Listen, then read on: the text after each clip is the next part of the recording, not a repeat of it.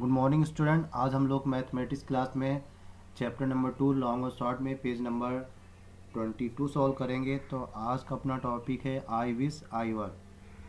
तो वहाँ पे आई विश आई वर टॉपिक की एक पोएम है जिसको मैं रीड कर रहा हूँ मैथमेटिक्स में। तो यहाँ पे म, ध्यान से देखिए इसको। आई wish I were a kite so that I could rise above this buildings height. यहाँ पे बोला है आई विश, मेरी इच्छा है यदि मैं क्या आई वर ए काइट, मैं एक पतंग होती, सो दैट आई कुड राइज, मैं इतना ऊपर उड़ जाता, कितना ऊपर उड़ जाता, आई अबो दिस बिल्डिंग्स हाइट, इस बिल्डिंग के हाइट के ऊपर तक, ठीक, इसकी बिल्डिंग की ऊंचाई के ऊपर।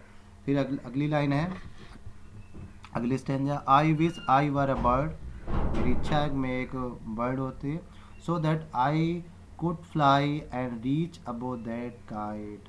अब यहाँ पे ये बोला है कि अगर मैं एक बर्ड होती तो मैं इतना ऊपर उड़ जाती कि जो एक काइट उड़ रही है उसके ऊपर चली जाती, ठीक है ना। फिर आई wish I were a cloud, अब यहाँ पे उसकी इच्छा है कि मैं क्लाउड होता, बादल होता, सो that I could move above those little birds. अब उसकी इतनी इच्छा बढ़ गई है कि अगर मैं एक बादल होता तो जो ये पक्षी उड़ रहे हैं, ठीक है ना, बर्ड्स, छोटे छोटे बर्ड्स उड़ रहे हैं, उनके भी ऊपर मूव करता, उनके ऊपर घूमता, ठीक है ना। अब फिर अगला है, I wish I were a plane, अब उसकी इच्छा है कि मैं एक प्लेन होता, सो that I could rise above the clouds and hills. अब उसकी इच्छा है कि मैं एक प्लेन होता, जहाज होता, तो मैं इतना ऊपर उड़ जाता कि जो बादल हैं और जो पहाड़ियाँ हैं उनके ऊपर चलता, ठीक है ना। तो ये एक उसकी इच्छा की एक पोयम थी, आई विश आई वर, अगर अगर मेरी इच्छा है कि मैं ऐसा होता, ठीक है ना। तो इस पोयम है।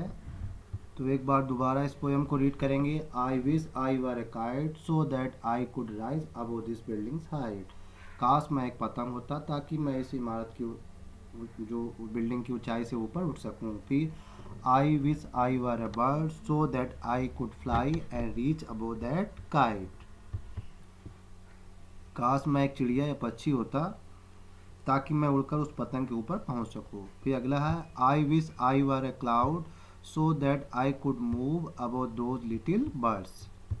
तो यहाँ पर यह है कि काश मैं एक बादल होता ताकि मैं उन छोटे पक्षियों के ऊपर जा सकूं या उड़ सकूं, उनके ऊपर घूम सकूं, मूव कर सकूं। अगला है, I wish I were a plane so that I could rise above the clouds and hills. यहाँ पे बोला कि काश मैं एक प्लेन होता, मतलब जहाज होता, तो मैं इसके ऊपर उड़ सकता, जो बादल और पहाड़ियाँ हैं उनके ऊपर जा सकता था, उससे उनसे ऊपर उड़ सकता था, ठीक है ना। आप नीचे चलते हैं इसी में, try to find out. First question यहाँ पे नीचे दिया हुआ है, which is the highest building that you have seen, about how many rooms high was it. आप यहाँ से पूछा गया है कि which is the highest building that you seen, कौन सी ऐसी बिल्डिंग जो तुमने देखी जो सबसे ऊंची हो, और about how many rooms high was it, और उसमें कितने रूम्स आपने देखे होंगे, उसमें कितने रूम हो सकते हैं, ठीक है ना। तो जैसा कि इस चैप्टर में हम लोगों ने क्या देखा था, कुतुब मीनार के बारे में जाना था। जो जो लोग कुतुब मीनार देखे हैं तो वो यहाँ पे कुतुब मीनार का नाम लिख सकते हैं। तो क्या लिखोगे, आई saw Qutub Minar as a highest building, सबसे ऊंची बिल्डिंग के बारे में उसी को हमने देखा है। और उसमें कितने रूम थे, it is about 24 rooms high, वो कितने, उसमें 24 रूम, मतलब 24 रूम से ऊंचाई थी उसकी, ठीक है ना। 24 रूम से इक्वल की ऊंचाई थी उसकी। तो इस तरीके से इसका यहाँ पर आंसर लिख सकते हैं। ये आपने अगर कुतुब मीनार नहीं देखा, दूसरी कोई ऐसी बिल्डिंग देखी है तो उस बिल्डिंग का भी यहाँ पे आप नाम लिख सकते हैं। अगला क्वेश्चन है, how how how high can a kite go, can it go higher than the Qutub Minar. अब यहाँ पे पूछा गया है कि एक पतंग कितनी ऊंचाई पर उड़ सकती है, क्या एक ये कुतुब मीनार से ऊपर उड़ सकती है। तो लिख देना, a kite may go about up to 100 metre high, a kite can go higher than the Qutub Minar. Yes, जो काइट क्या है 100 मीटर के ऊपर उड़ सकती है, और ये कुतुब मीनार से भी ऊपर उड़ सकती है, ठीक है ना।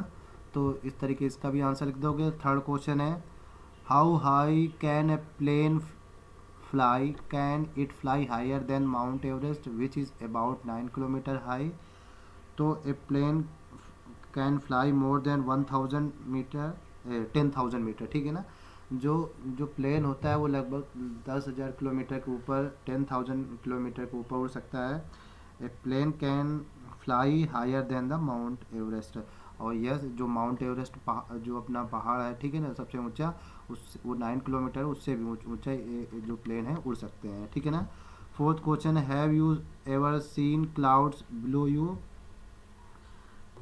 क्या आपने कभी आपने नीचे ऊपर से मतलब क्लाउड्स देखे हैं? तो अगर देखे हैं तो यस, नहीं तो लिख देना नो, आई नेवर सा क्लाउड्स बिलो मी।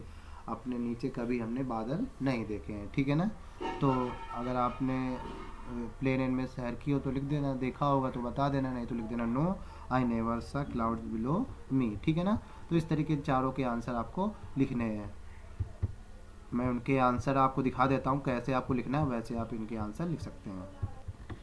तो यहाँ पर देख सकते हैं आई विश आई वर वाले टॉपिक में फर्स्ट क्वेश्चन था, विच is the highest building that you have seen, about how many rooms high was it? तो ये यहाँ पे फर्स्ट वाले का आंसर है, I saw Qutub Minar as the highest building, it is about 24 rooms, ठीक है ना।